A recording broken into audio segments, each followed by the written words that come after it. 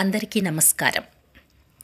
ఇది హైదరాబాద్ ఏఎస్ రావు నగర్లో ఉన్న జై జవాన్ కాలనీలో గల శ్రీ శ్రీ శ్రీ విజయదుర్గా మల్లేశ్వర స్వామివారి దేవస్థానం.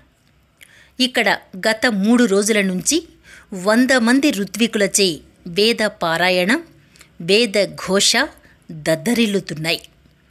ఇక విషయంలోకి వెళితే తిరుమల తిరుపతి దేవస్థానం వారు వేద శాస్త్ర అభివృద్ధికై ప్రపంచంలోనే అగ్రగణ్యమైన సేవను చేస్తున్నారు.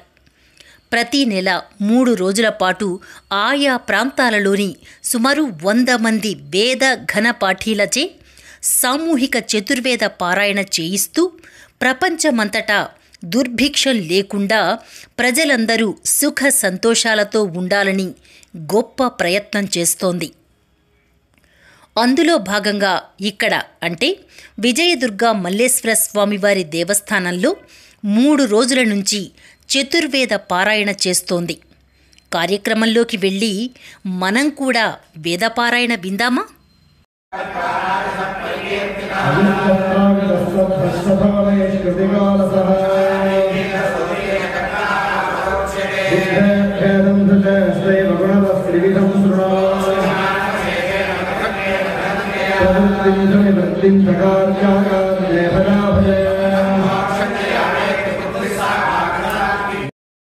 సాక్షాత్తు ఆ పరమశివుని ప్రాంగణంలో స్వామివారి ఎదుటే ఇంతటి గొప్ప వేదపారాయణ జరగడం ఆ చుట్టుపక్కల ప్రాంతాల వారి గొప్ప అదృష్టం. ఇంతటి మహత్కార్యం చూడడానికి ఆ చుట్టుపక్కల ప్రాంతాల వారంతా వచ్చి ఆసీనులై శ్రద్ధగా వేదపారాయణను శ్రవణానందించారు. స్త్రీ పురుష చిన్న పెద్ద తేడా లేకుండా ఇక్కడ అందరూ శ్రద్ధగా కూర్చుని వేదపారాయణలో మునిగి తేలారు.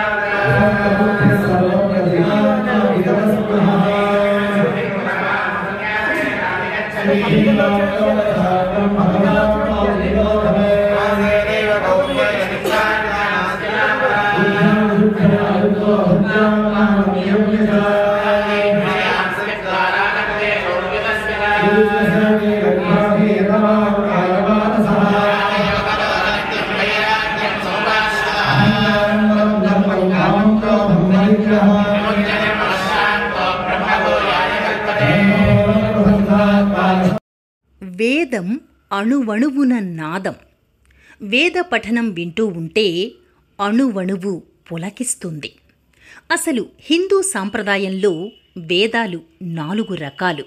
అవి 1 ఋగ్వేదము, 2 యజుర్వేదము, 3 సామవేదము, 4 అథర్వణ వేదము.